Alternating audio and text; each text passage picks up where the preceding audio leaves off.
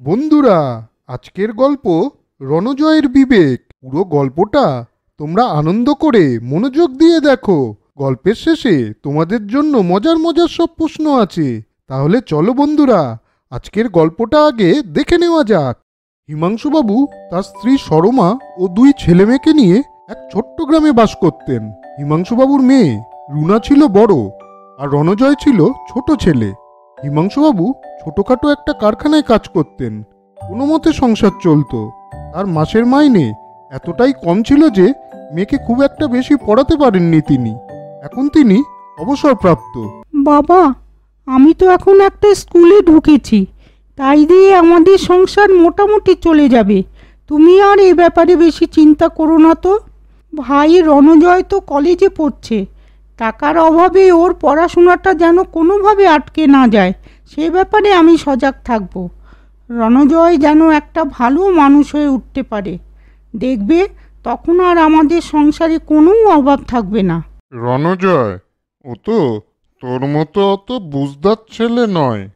এই তো সেদিন তোর মার কাছে 50 টাকা চেয়েছিল। তোর মা টাকাটা প্রথমে দিতে চায়নি বলে তোর মাকে কত কথা শোনালো। কি বলে জানিস? টাকাটা না দিলে ও নাকি 1 সপ্তাহ কলেজেই যাবে না। এই কথা শুনে তোর মা তাড়াতাড়ি ওকে টাকা দিল, তারপরও কলেজ গেল। ভাবতে পারিস? আচ্ছা বাবা, এ তো একটা ছোট ব্যাপার, এতে কি হয়েছে? রণজয় তো এখন ছোট, ওর আর কত বুদ্ধি হয়েছে। না না, এই তো সেদিন আমাকে বলছে, বাবা যখন আজকে বাজারে যাবে 500 টক দই আর 2টো ডাব নিয়ে আসবে। আমি বলেছি অত টাকা এখন আমার কাছে নেই, আমি আনতে পারবো না। তাতে আমাকে বলে কি জানিস, আজকের একদিনের বাজার বন্ধ করে তুমি ওইগুলো নিয়ে আসবে। আমি আনিনি বলে শেষ পর্যন্ত ও গিয়ে ওর মার সামনে বসে রইল, কলেজ পর্যন্ত গেল না। আর তোর মা এইসব কথা শোনার পর চুপ করে ঘরে শুয়ে রইল। রণজয়, তুই একটু এখানে শোন তো। তোর নামে বাবার কাছে এসব কথা কি শুনছি? তুই সেদিন মাঠ থেকে 50 টাকা নিয়ে কি করেছিস?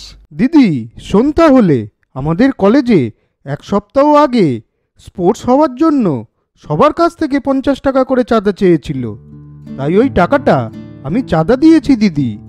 আর সেদিন বাবাকে বলেছিলাম একটু টক দই আর ডাব আনতে।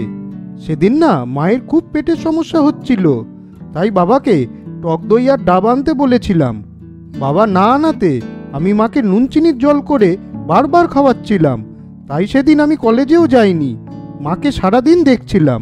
এইসব কথা শুনে রুনা ভাইকে বাহবা দিয়ে প্রশংসা করলো আর বলল, বাহ, এই তো আমার ভাই, তোর মধ্যে কোনো ভেজাল থাকতে পারে না। হিমাংশুবাবু ছেলে মেয়ের কথা শুনে অবাক হয়ে গেলেন।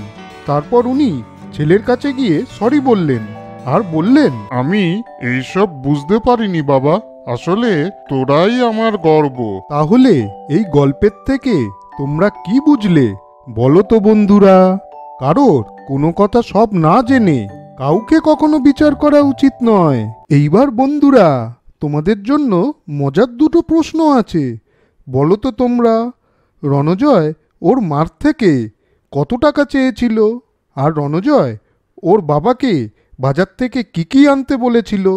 উত্তরগুলো জানা থাকলে এক্ষুনি কমেন্ট বক্সে কমেন্ট করে জানাও। বন্ধুরা, গল্পটা তোমাদের কেমন লাগলো? যদি ভালো লাগে তাহলে শেয়ার, কমেন্ট, লাইক করো। আর সাবস্ক্রাইব এবং বেল আইকন প্রেস করতে ভুলো না কিন্তু।